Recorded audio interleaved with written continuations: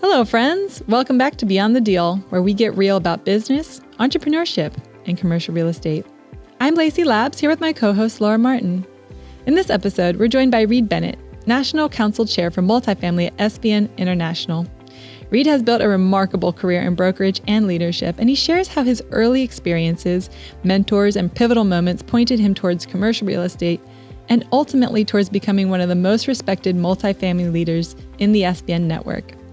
In this conversation, you'll hear his perspective on what makes the SVN model so uniquely effective today, the trends that are shaping the future of multifamily and brokerage as a whole, and the qualities that consistently define top-performing advisors across the country. Reid also talks about cultivating collaboration across a national network, the leadership lessons that have shaped him, and his guidance for offices who are looking to accelerate their growth in the multifamily space. Reid Bennett, welcome to Beyond the Deal. Great to have you with us. Hey, it's great to be on with you too. Thanks you. For having me. Yeah, thanks for joining us. Let's just get started just hearing a little bit about your background. How did you get started in business, real estate, and how did you end up both at SVN and then also like this chair of the council for multifamily and a big dog multifamily person in Chicago? So tell us the story. Well, those are three completely different stories that I don't think we have time enough to do. But so I graduated from a little college called the University of Iowa, and my roommate, when we were there, the last year, actually, I left. My roommate stayed and bought a house, and then all of the my friends that did their victory lap, the fifth year, being a fifth year senior, they rented from him in the house, and he ended up buying a whole portfolio of single family homes that he rented out to students in Iowa City. Sold that, bought an apartment complex down in Austin, Texas. That doubled in value because Austin got crazy, and then ended up buying a bunch of other real estate. And he sent me a book, which many people have referenced, Rich Dad, Poor Dad, in 1999. He said, I'm following this to a T, which he did. And he's been more than retired for the last 10 years while I'm still trying to grind it out. But I read the book then, but I didn't put it in practice then. But what it did get me interested in was this thing called commercial real estate and apartments specifically. And I actually got a degree that I used for about 15 minutes. It was called corporate fitness from the University of Iowa. And it was a new degree where you go into corporations and you devise like these health programs for the employees in order to lower their health insurance premiums. When I got out of college, I realized, like, I was looking around at what they were offering, and it was probably $25,000 was the starting salary in that position. And I was like, oh my gosh. I mean, I was paying more a year to go to school than I'm going to make in a year. And so I was running a personal training studio in the basement of what used to be called the LaSalle Wacker building at the corner of LaSalle and Wacker, downtown Chicago. And all my clients were attorneys and real estate professionals. And so I would just sit there for an hour, while they were paying me for the hour. I would just, grill them on, what are you doing? Like, what exactly are you doing? And I'll never forget the one who was a multifamily real estate broker that I worked with, and he owned multifamily real estate, and he would come down and he would show me his checks. Like, I just closed this deal and here's my check. And it was more than I made all year long, waking up at 5 a.m. and getting home at 9 p.m. personal training, because, there's only so many hours of the day that you can trade. Even if you're charging people $200 an hour, you still have a ceiling.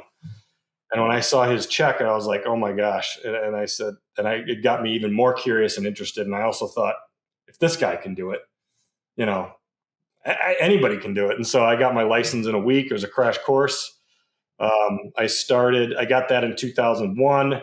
My full first year was in 2002 with I call it a dinosaur brokerage firm. I was the youngest by about 25 years in the office. And I was probably 40 years younger than some of the guys in the office. Our ROMs were 1 page long. It was the address of the property, a couple income lines, the expenses, and then our contact information. And that was the OM. that we would hand to people. And I'll never forget, I saw OMs from some of the larger firms that actually had pictures that were glued into, so that's great. And I was like, wow, look at this OM. This is amazing. And it was like 20 pages long. And so that's how I got into the business. And it was multifamily from the start.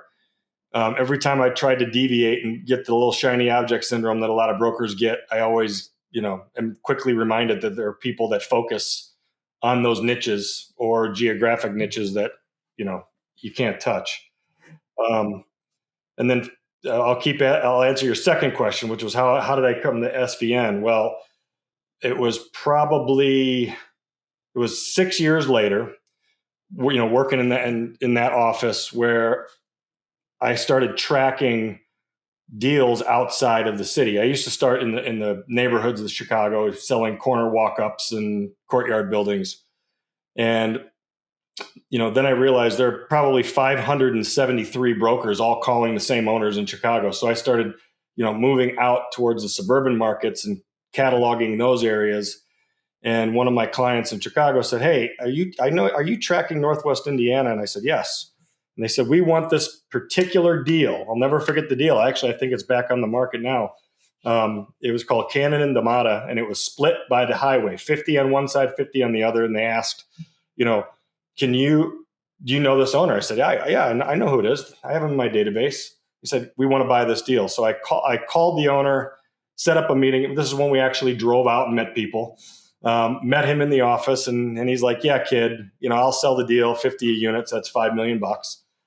And I went back and I brought him a $4,950,000 offer. And when I handed it to him, his head kind of dropped. And I was like, it's kind of a funny response for bringing an offer, $50,000 away on a $5 million deal. And he goes, once you asked me that, I looked back at my documents. I syndicated this deal, and I cannot sell this deal to a one-off buyer with a brokerage firm that's not a national firm. And I said, "Oh my gosh, okay." And I tried to figure out I went back to my office. I said, either I'm leaving or I found this company. At the time it was called Reid Bennett, that we can be exactly who we are, but we check off the national box. And the guys in my office just fought that. They didn't want to do it because their names were on the door. And I finally convinced, maybe about 6 months later, we bought the franchise and the multifamily specific franchise in Chicago.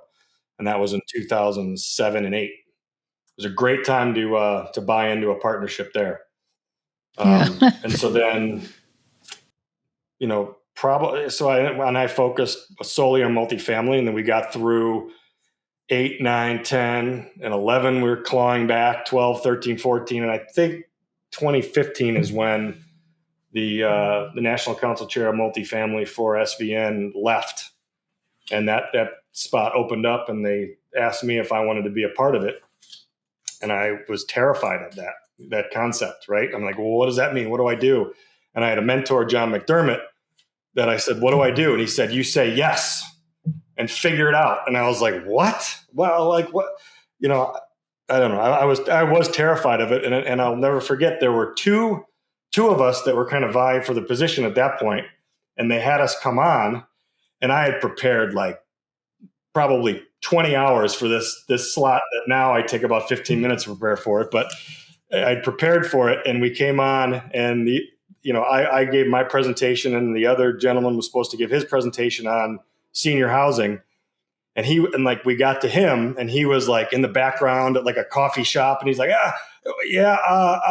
senior housing. My dad's in a senior housing community. And, so I'm a specialist in that. And after that, I became the National Council Chair of Multifamily, and it's been a great position. I mean, it's how I met Laura. One of the conferences, I was trying to remember, Laura, was it one in Texas or Florida that we shared? And I shared we were back to the airport. You're like, "Hey, do you want to ride?" And that was the first time I met you. I always try to do that. I always have extra room and try to catch a ride with somebody from SVN. Yeah. So it was one of those conferences, which again, those conferences when the the office that I was in, we never collaborated with outside brokers. If we collaborated, it was called commission leakage in that office. And so I never understood the concept of proactively cooperating.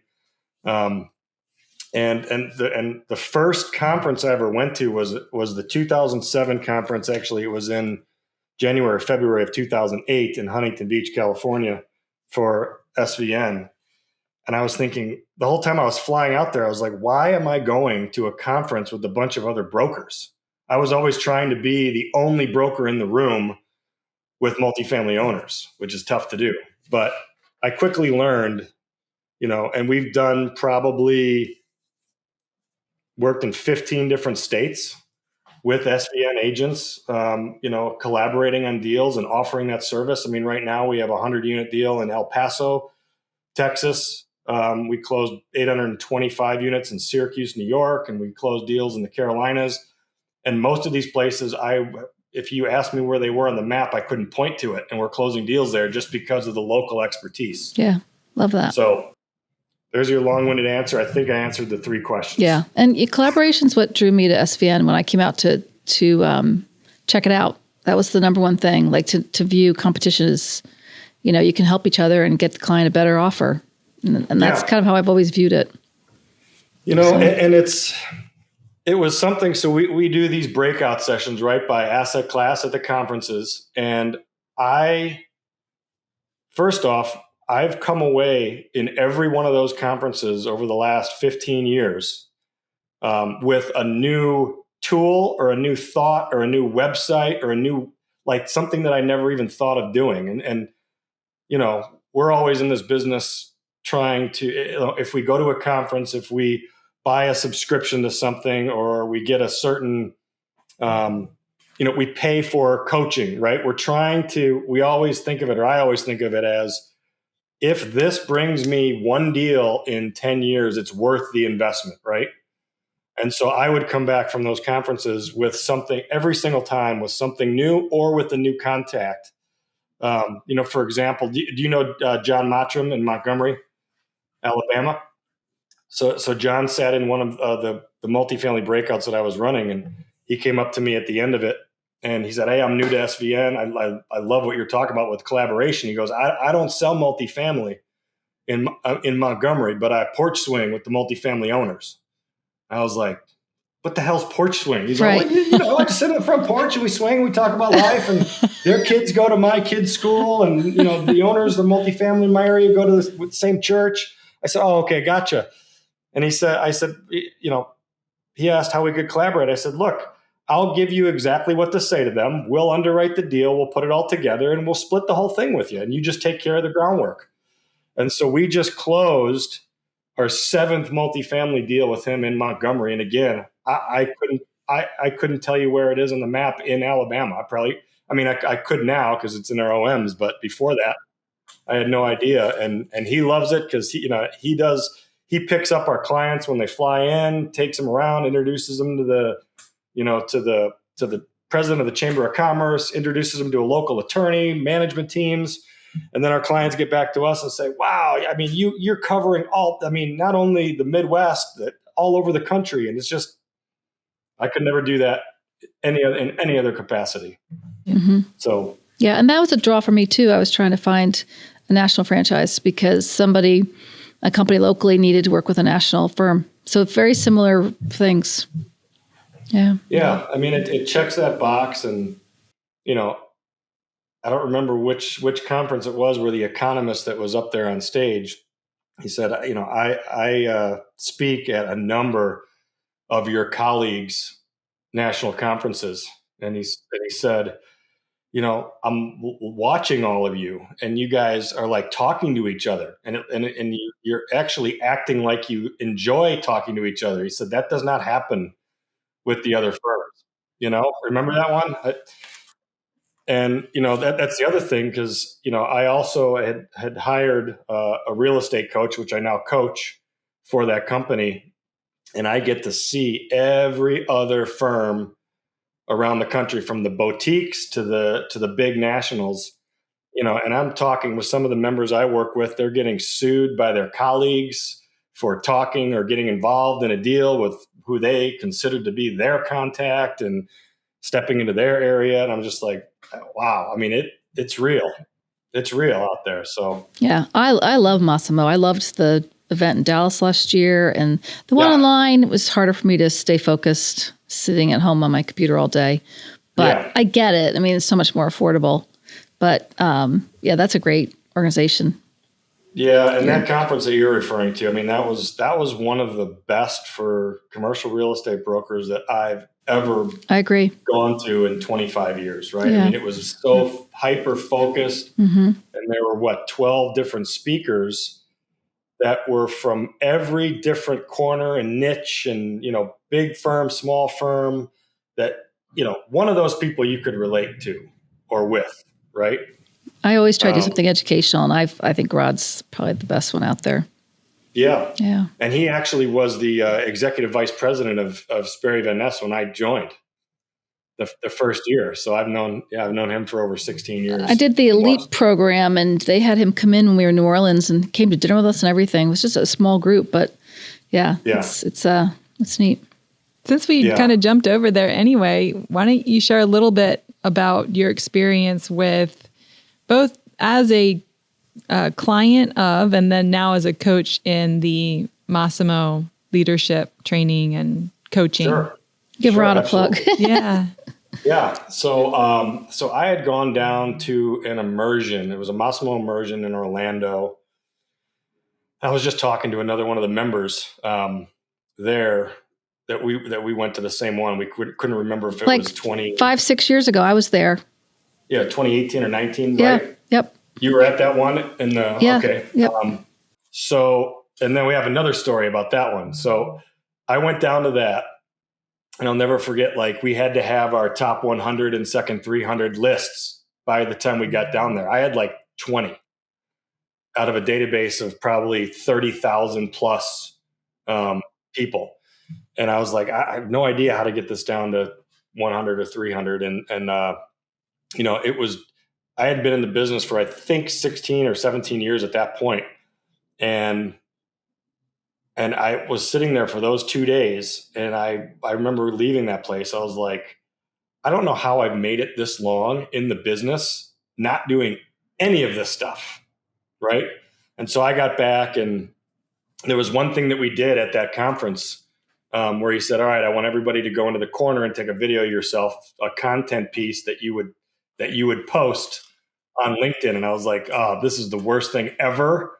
And I think I faked something, and I got back from that conference, and I was sitting maybe a week or two later, I was sitting at my kitchen table, and I had seen a post that Rod had put out saying, all you brokers, you're going to just sit there.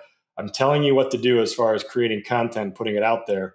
You're going to just try to do it. You're going to make it perfect. And then it's going to take you hours, and then you're going to give up and never do it. And so I was driving to get my car washed, I think, that morning. And so I just put my phone, I turned it around, I put it on my dashboard while I was driving. And I said, if you own multifamily assets, and I said, I'm starting this thing called the Multifamily Minute. And here are 3 things that you should do if you own a multifamily asset. And I said, something about cleaning up your books and records, taking care of the curb appeal, and then also being mindful of the accelerated depreciation and getting a cost seg study on a deal that you just purchased. And I took the video, I posted it as I went into the car wash.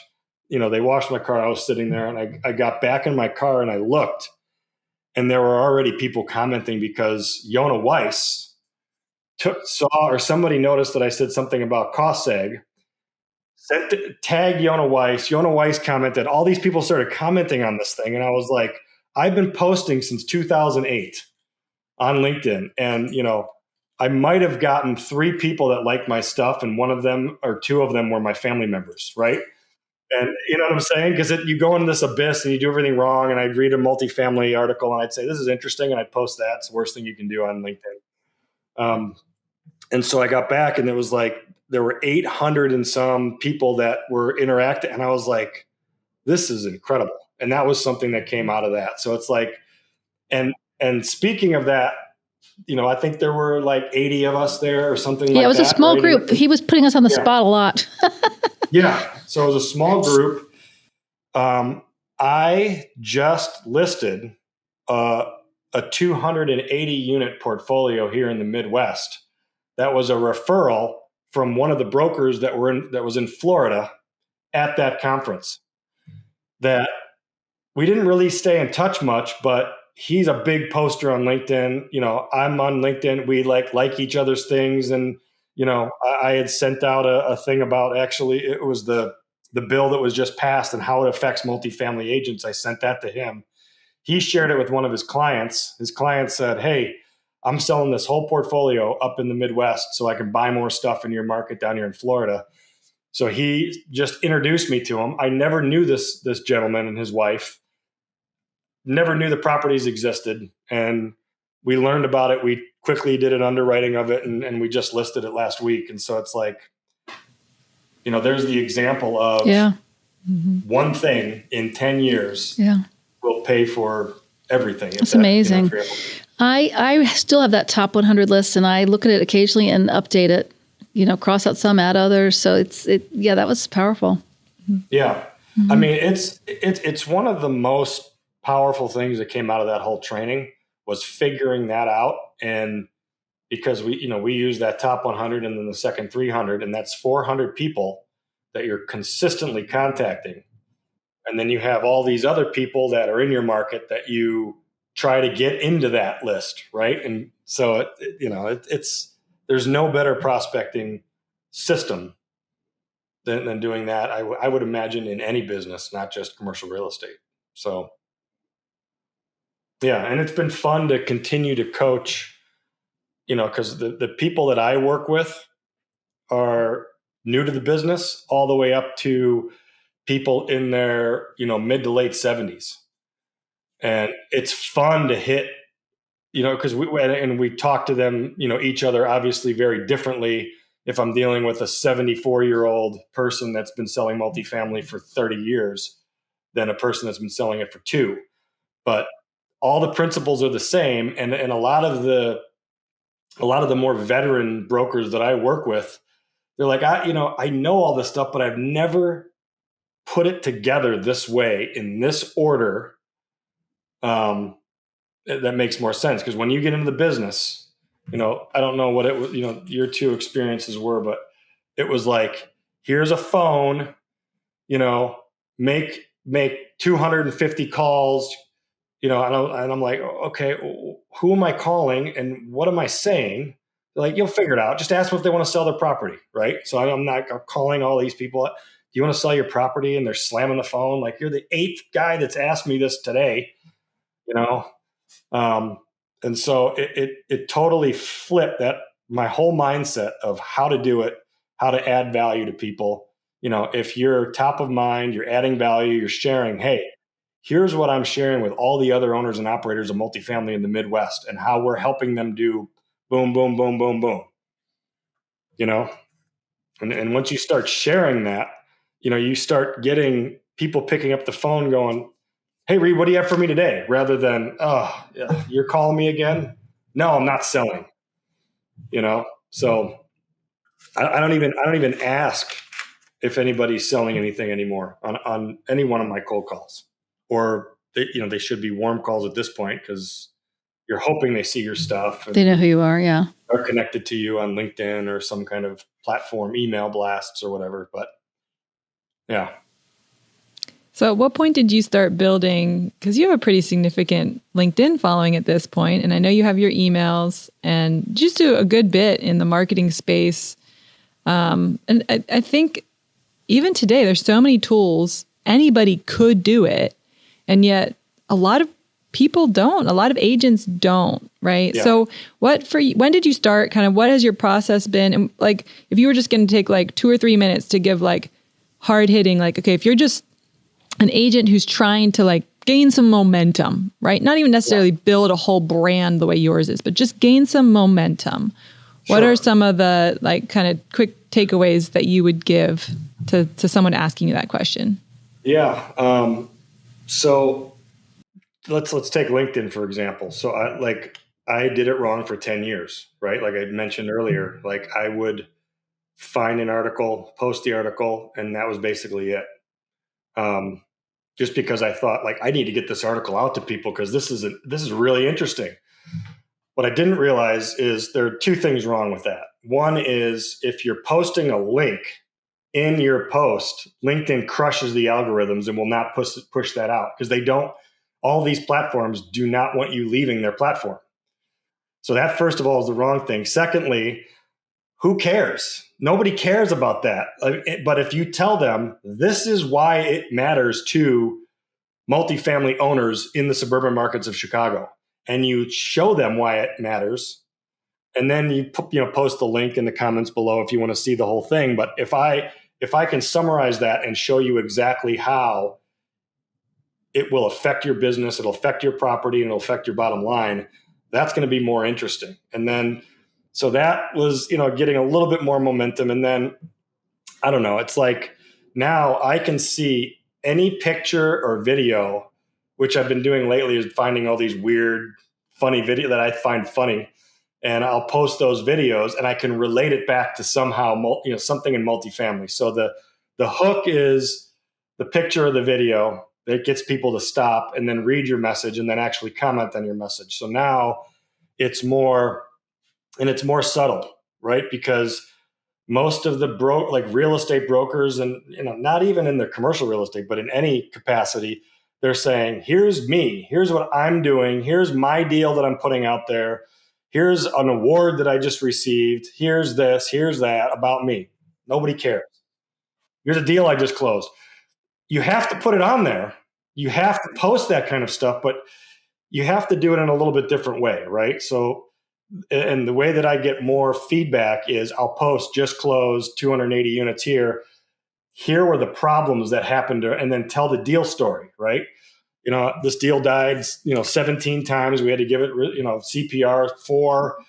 It took me 24 months to close this thing. So if you think you're going to get in this business and close a deal in your first month, maybe, but yeah, good luck with that. People love to hear stories of failure on these. They don't want to hear your success stories, but so it's things like that, and then you weave in subtly. I've been selling apartment complexes and buildings, affordable housing and market rate for 25 years, and I've never seen this. Not look at me, here's my team, I sell buildings, blah blah blah. If you just keep saying that, nobody cares. But if you weave in, look.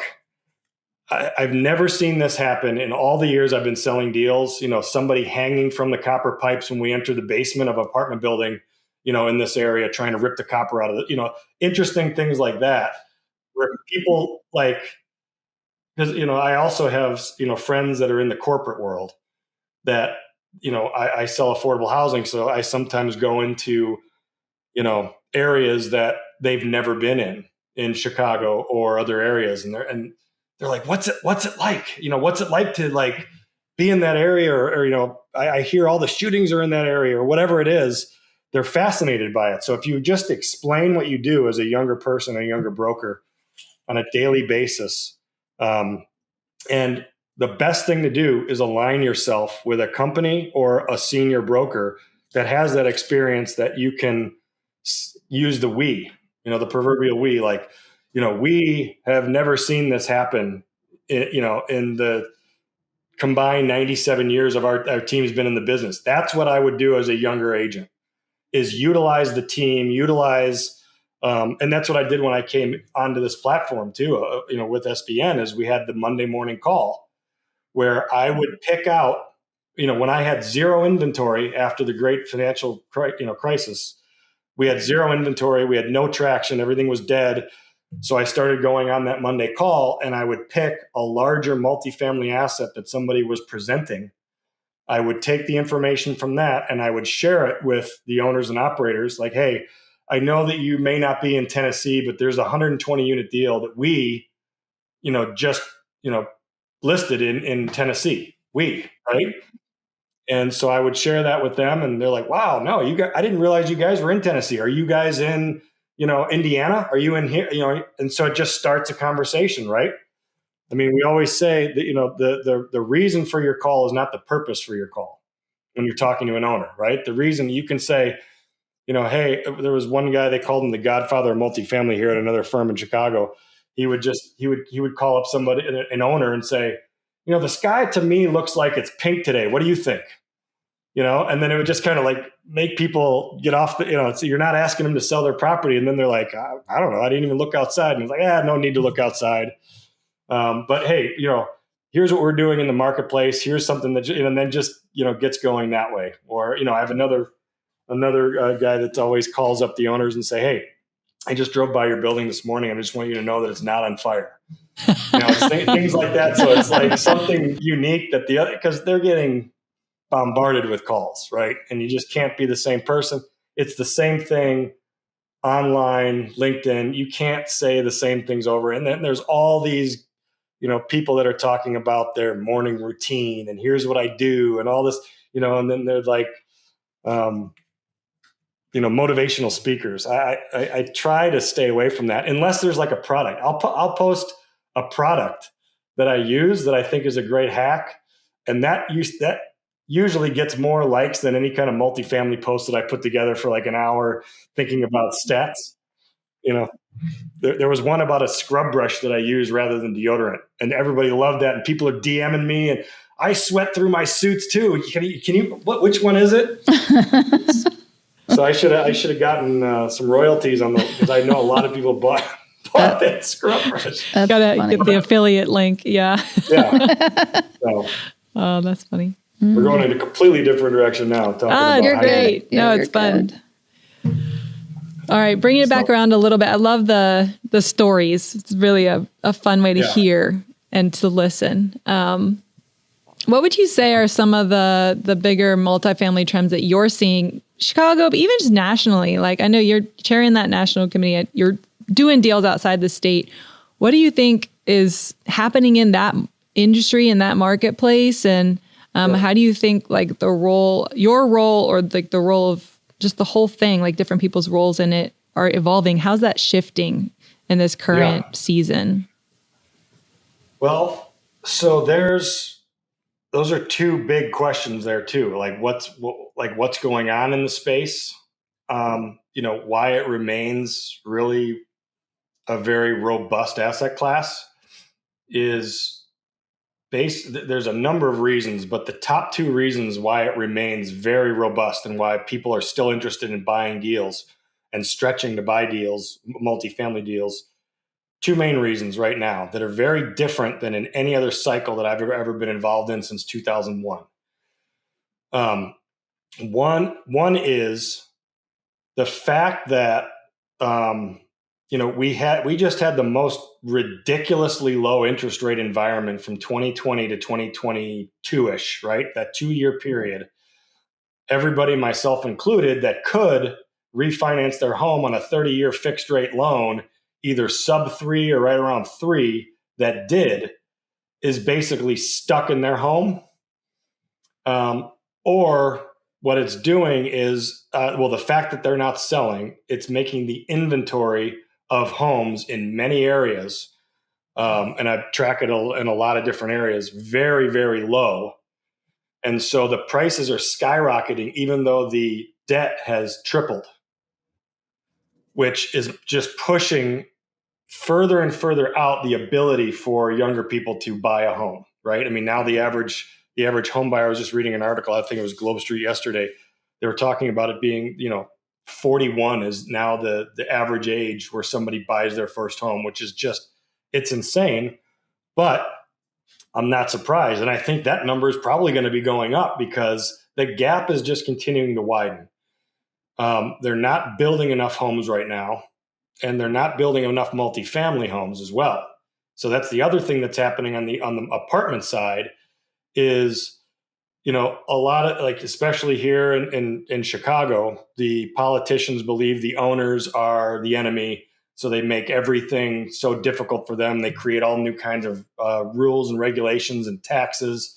They have this mansion tax that they're pushing here in Chicago that was going to, essentially make a transfer tax of any deal above $1 million, like quadruple the transfer tax. So what they don't understand is a 3 flat that like a family that came over from, anywhere in the Eastern Europe that bought a deal, 20 years ago, that 3-flat is probably $1.5 million, right? So you're punishing everybody in the commercial space, and then people they're less likely to start investing in these markets, right? So now you have the apartment stock. You can't build up more apartment stock, and you don't have more homes. So people are now staying. And I'm putting together, I have the National Multifamily call tomorrow. So I'm putting together a lot of the data from this year. And the renewal rates in Chicago is over 60.3% on a renewal rate of an apartment. And that's not the highest in the country. There are many areas of the country that are above 70% on their apartment renewals. And there's one thing to do with that, because the people that were the tenants that were going to buy a home are no longer able to do that. They can't move out of the apartments.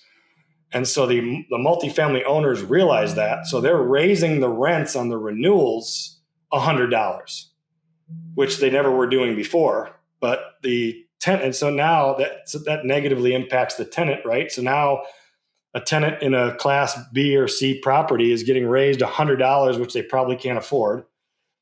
But they have nowhere else to go. They're not going to go to the next neighboring property. There's no apartment buildings being developed, and they can't go into a home. So fortunately for the multifamily owners, it's allowing them to raise their income. And unfortunately for the tenants who the politicians are trying to protect, they're getting negatively impacting directly the tenants in those areas. So the easiest way, and it's economics 101, which I actually did take in college. You have more supply. What happens to the prices? It goes down. You have less supply, the prices go up. So it's the same way in the rental rate industry as well. So just those two things are making it extremely expensive and keeping the prices of multifamily up, even though the debt is kind of crushing a lot of points now. Do you think that's becoming like a bit of a bubble that will break? Or do you think that's just something like we could bring relief to it, but we can't, it's never really going to like totally shift? Well, depending on what economist you listen to, we're anywhere from 3 to 4.5 million units shy of being able to alleviate the affordability issue we have, or crisis we have in this country. So I'd love for it to be a bubble, but I don't think it's going to be a bubble anytime soon. And then, which is why I'm in the space. I don't understand retail trends or office trends or industrial, but I can understand that people need a place to live. There's a big shortage of this.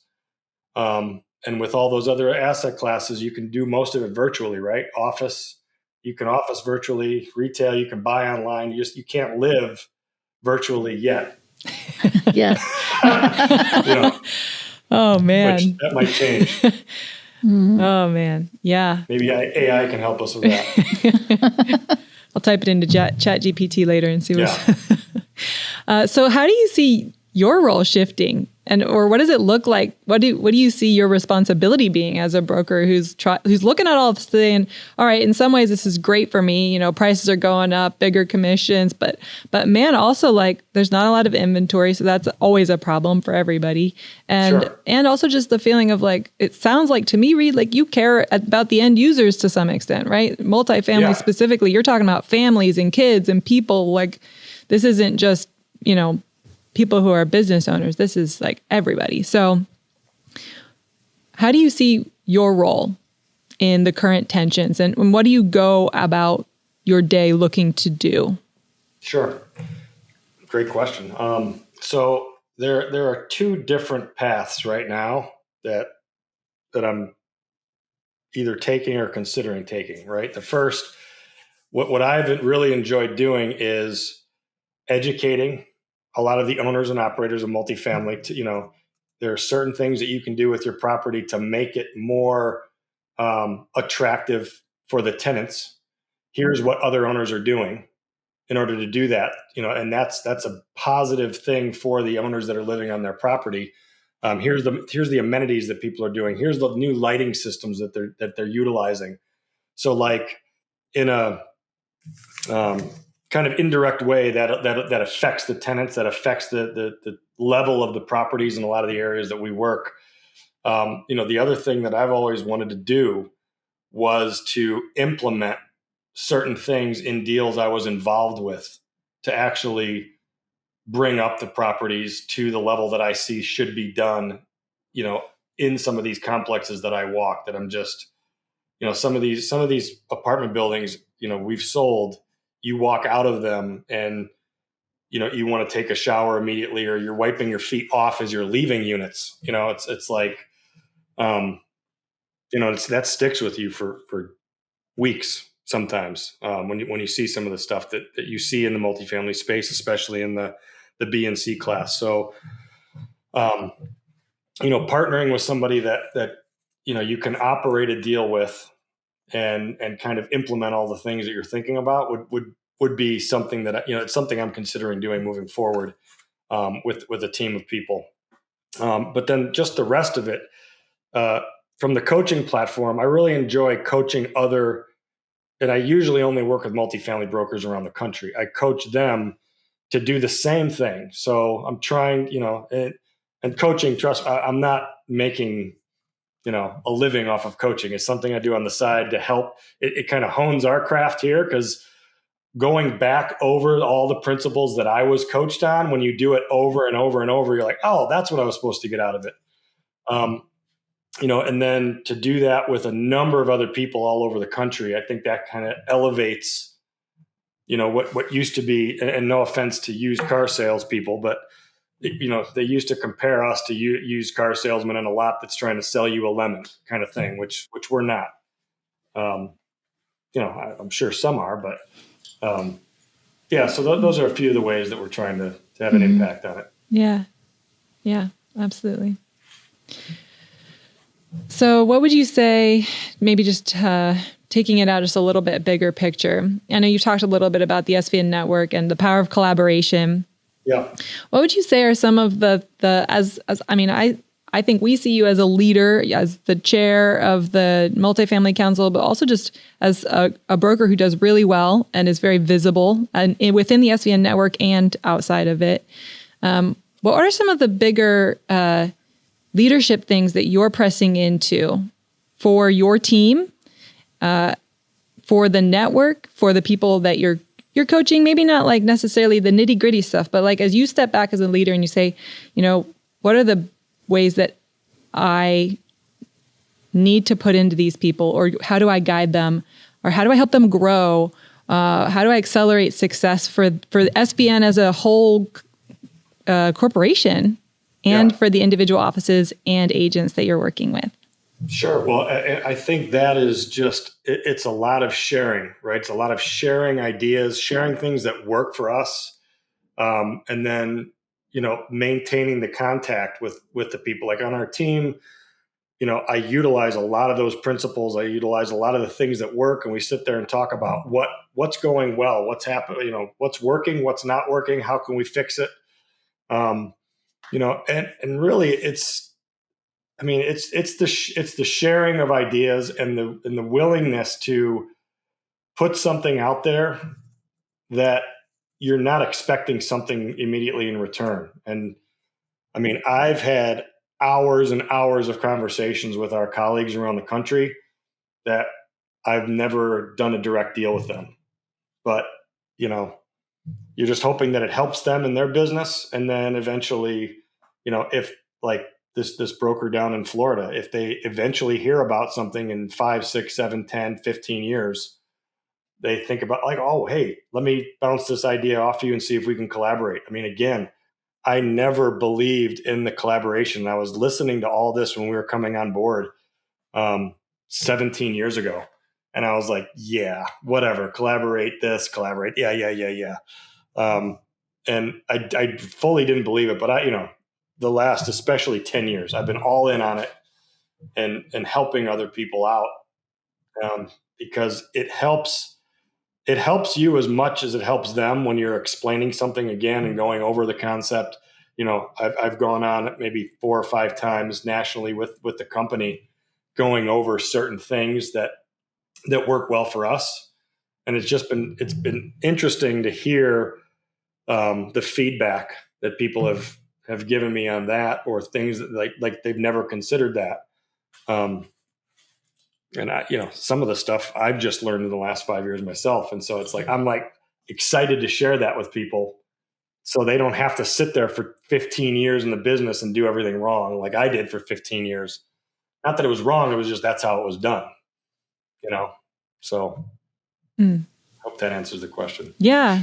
I think you're someone I think of when I think of, okay, who would I go to, or who do I refer when we're sitting in our office talking to agents, even on our team, and they have come up with a question, especially about multifamily. Have you read any of Reid's stuff? Do you follow Reid on LinkedIn? Like your name definitely comes up as one where, regardless of doing a deal with you're a huge resource to our network, probably the whole network. That's so awesome. yeah, Awesome. thank you and for you're doing that. Accessible. I mean, if somebody wanted to call you, I know you pick up the phone and try to help them. Yeah. Yeah. So we appreciate it's that. crazy that's become a superpower in commercial real estate, is picking up the phone and answering it. I know. I mean, a quick deal story of that. I mean, and I know it gets very difficult right now with all the spam callers. I mean, I still get spam callers, but you can tell in the first half a second that it's a spam caller, because it takes it a while to pick up. And I always just click it off on the spam. But there was a gentleman that called me. He's not from this country. And he called me and he asked me about a 130 unit deal that we had outside of Chicago. And he said, I'm flying in. I own property. Nobody knows who I am. And I couldn't find him online at all, which is incredible to be able to do that, especially owning in the United States. And I answered the phone call, and he said, and it was probably 10:30 in the morning. And he said, I've been calling brokers since 8 o'clock on the East Coast. So that'd be 11:30. And he said, I've made 37 calls, and you're the first broker that was picked up. And I almost actually didn't pick it up because it was such a weird number coming in, but I picked it up anyway. And he said, I'm flying in. I'm going to drive up to your market. I'm going to look at a couple deals. I want to look at this one. We ended up looking at that deal. And he knew in 2 seconds, he's like, this is not a deal for me. And it was a scattered site, strange deal. So I was kind of curious as to what his response was. But he said, here's what I'm looking for. I want to buy this kind of deal, this kind of price per door, I want to have this kind of level of renovation. And actually, I brought him down to one of our other SVN advisors deals. We put the whole thing together. We did 3 deals with them, and then we did another larger transaction with him. And that's all from picking up the phone. So we probably have sold him $70 to $75 million worth of apartments in a 3-year span, just by answering the call. So it's difficult to, but again, just picking it up and sharing. But sometimes, like, I just had I call him a young kid. He's 23 years old in the business. He called me, and I get excited about those. It was SVN agent. He's like, I'm new to the business. Here's what I'm doing. And I stayed on with him way longer than any coach that I would ever have in this business would tell me to stay on with somebody that you don't have a direct impact on your business. But I just got so super excited about him. And like I stopped a couple of times. I'm like, sorry, man, I'm just rambling. He's like, hold on. No, I'm finishing this. I'm like, he's writing all these notes down. And it was exciting to do. That's super cool. It's always good to pay it forward when you can. Yeah. Yeah, absolutely. And it's such a difficult business, as you both know. Mm-hmm. I mean, so to help somebody because, and I don't know, Laura, if you ever heard the story about John McDermott when he was talking about a junior broker he was working with in Irvine, California, who was in the business for like 9 months, hadn't closed the deal. And he was at his desk. Nobody else was in the office. It was a Friday. And he's like, I'm done. I can't do it anymore. I've taken a loan out from my in-laws. I've done it. I'm done. And he's driving down the the parking garage, and he gets to the gate, and he doesn't have the $1.50 to get out of the gate. And so he drives all the way back up because he knows he has change in his desk. He drives all the way back up, goes to his desk. We used to have desk phones, right? And there was a blinking light on his desk phone. And he listened to it and he said, "Hey, I got your letter. I own a bunch of apartment buildings in this market. I want to sell it. And, let's meet." And he ended up selling those apartments and staying in the business. So, I mean, most people that quit this business quit probably 2 or 3 months before they would have made that first sale. And, I've been doing it since 2001, and, there's probably, and so it's 25 years. Probably I've thought about quitting probably a dozen times, right? I mean, in downturns when you just lose a deal and you're just like, and then one of your clients says, "Hey, I have an acquisition position for you. I'll start you at X and they'll give you bonuses." That always looks so enticing, especially when you have a bad market or something like that. But there's no business like it. It's the best business and the worst business in the world, at the same time. So that's why I spend the time with the younger people, because I just know they're told there's a phone, make 250 calls, and don't talk to me until you've done it. It still goes on, today, where there's no training, but. Yeah, but just figure it out. You're on your own. Yeah. John McDermott always has the best stories. Oh man, he was the best. I mean, he and Carol were at my wedding. They threw up my wife her baby shower and our wedding. So I mean, I've known them, since I came into this business, and it was, I mean, he's an example of a blessing to young brokers. I mean, which he gets zero in return for the, what he's helped me and other people in the business. But, and he does it with humor. I mean, that's the other thing. You have to try to be funny. If you're not funny, you have to try to be funny, with your posts and with things that are going on. Otherwise it gets a little dry out there. Yeah. Yeah. If you can't get people to laugh with you, at least let them laugh at you. Right, exactly. I don't care what they're laughing at as long as they're laughing. As long as they're laughing. Yeah, I say you either laugh or cry. I'd rather laugh than cry. Right. Yep, absolutely. Well, Reid, I have two closer questions for you. The first is just, what advice do you give? I'm going to say it that way. Do you give to these young agents when you're talking to them? What are the top things you say? You got a new agent, getting started in the business, going ham, trying to figure it out. What encouragement do you give them? What advice do you give them? Yeah, the first is that, you would need to find somebody in the space that you want to work that is dominating that space or very, very, very successful in that space, and go tell them you'll work for free for them for as long as they need it, and do whatever they ask you to do, because, I first make sure you're aligned with them after you have a couple meetings. I mean, you can tell quickly whether you're aligned with somebody's values or not. If you are, then you offer that to them immediately, because if they're aligned with you and they're a good person, they're never going to let you work for free for that long. They're going to put you in front of opportunities. They're going to share with you and kind of, as McDermott would say, open the kimono to what they're doing and the best practices, and you learn from them and you do the grunt work for them and add value to them. Or, I mean, it's any space, right? If it's a buyer, it's an owner in your market and you want to own, I'd work for free for that owner, because they've done it. They've gotten to that point.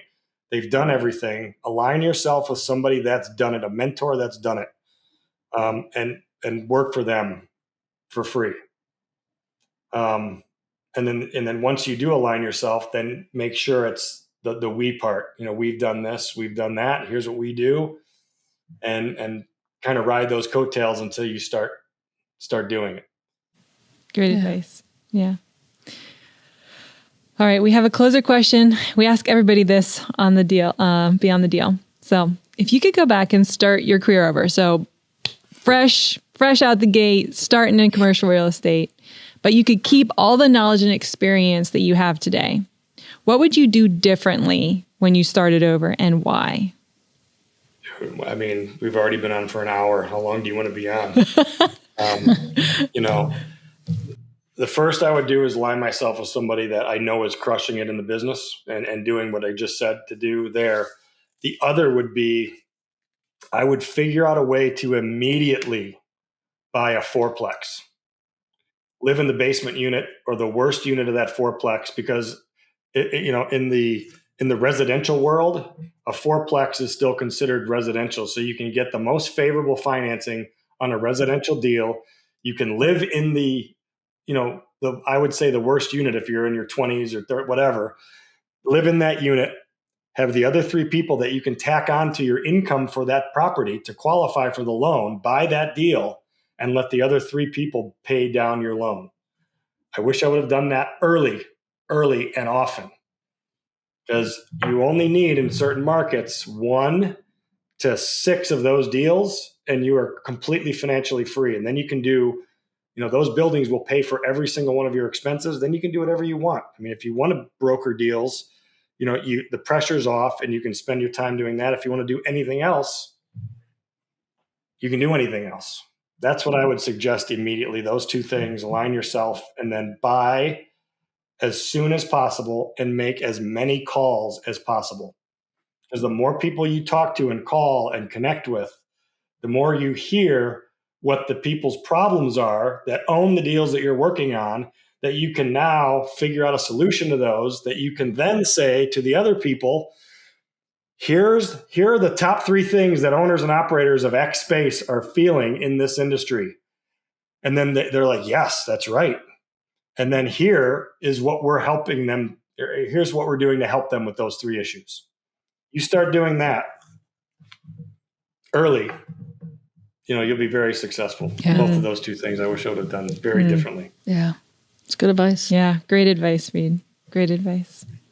Well, like you said, we've been on for an hour and we definitely don't want to take up more of your time, but thank you so much for spending your time with us, for sharing your insights. It was really fun to hear your stories, but also just a lot of great takeaways. So thanks so much. Absolutely. Thank you, Reid. As I mentioned to you the first time we connected, Lacey Labs is like a 007 agent. She kind of is. So, and yes, and I mentioned also, I see your signs all over when I travel to Pennsylvania. So you guys have a great presence in that marketplace. Thank you, Reid. Thanks, Reid. Yep. Yeah. See you next month. Absolutely. See you in Palm Springs. Yep. Take care. That's it for today's conversation with Reid Bennett from SVN International and SVN Chicago. We hope his insight into leadership, collaboration, and the future of multifamily brokerage gave you as much clarity and encouragement as it did to us. You'll find all the links to connect with Reid and with us at SVN Lattice in the show notes. Thanks for hanging out with us on Beyond the Deal. Until next time, keep going, keep growing, and keep building your story.